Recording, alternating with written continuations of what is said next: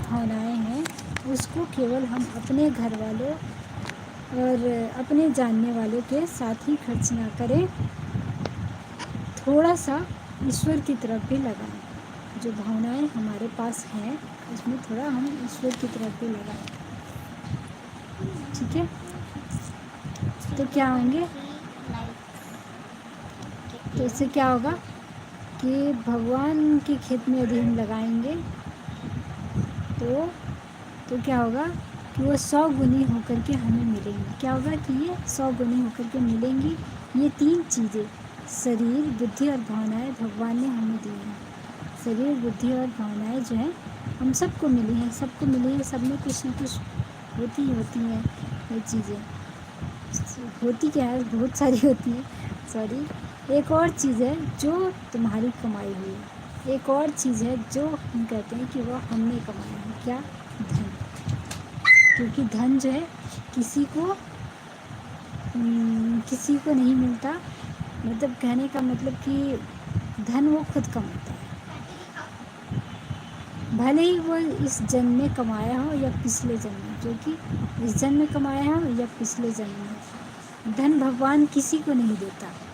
मनुष्य चाहे ईमानदारी से कमा ले या बेईमानी से कमा ले या ना कमाए, बेईमानी से कमाए या ना कमाए, भगवान को इससे कोई लेना देना नहीं है। धन जो तुम्हें मिला है शायद तुम्हारा कमाया हुआ नहीं है। जो धन मिला है वो तुम्हारा कमाया हुआ नहीं। मैंने कहा क्या कहा भाई? कहा मेरा कमाया हुआ कहाँ से हो सकता है? कहते हैं कि मेरा कमाया हुआ कहाँ से हो सकता है? 14-15 वर्ष का बच्चा कहाँ से धन कमा कर लाएगा? सही बात है। 14-15 आई एम बैक कहाँ चले गए थे? लंच करने। तो 14-15 वर्ष का बच्चा कहाँ से धन कमा कर लाएगा? अच्छा, राधे राधे। अच्छा, पिताजी का दिया हुआ धन। ठीक है, पिताजी का दिया हुआ धन। इस सारे के सारे धन को भगवान के खेत में बो दो। क्या कहते हैं? सारे के सारे धन को भगवान के खेत में बो दो, वह 100 गुना होकर के मिल जाएगा। बस मैंने गांठ बांध ली। अब देखिए यहाँ पे भगवान के खेत में बो देने का मतलब क्या है। ठीक है, अब मैं बताऊँगी।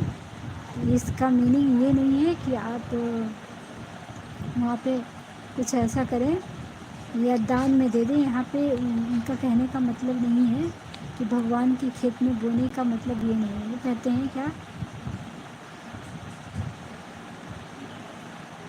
60 वर्ष से बंधी हुई यह गांठ मेरे पास ज्यों की त्यों चली आ रही है।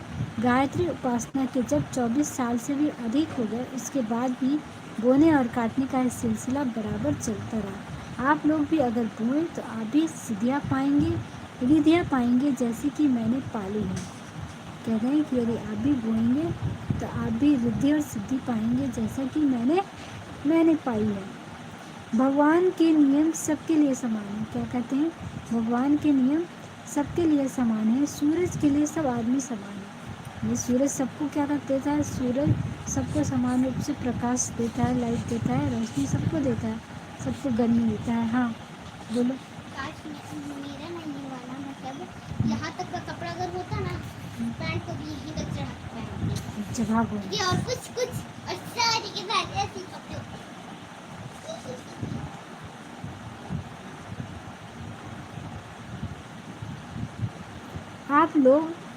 आप लोग भी अगर बोएं तो आप भी सिद्धियाँ पाएंगे, रिद्धियाँ पाएंगे जैसे कि मैंने पाली। कहते हैं यदि आप भी ऐसा करेंगे तो आप भी रिद्धि और सिद्धि पाएंगे।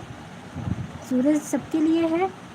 जो नियम मेरे लिए लागू हुआ है वही नियम आपके लिए भी है। आप भी रिद्धि सिद्धियों से सराबोर हो सकते हैं।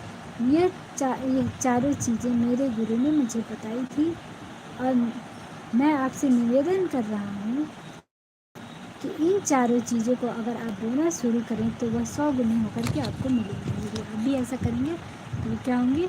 वो भी आपको 100 गुना होकर के आपसे मिलेंगे। और मैं अपनी गवाही देकर, साक्षी देकर के आप में से हर एक आदमी को बताना चाहता हूँ कि जो बोएंगे वही काटेंगे। और किसान के तरीके से क्या होगा? फ़ायदे में रहेंगे।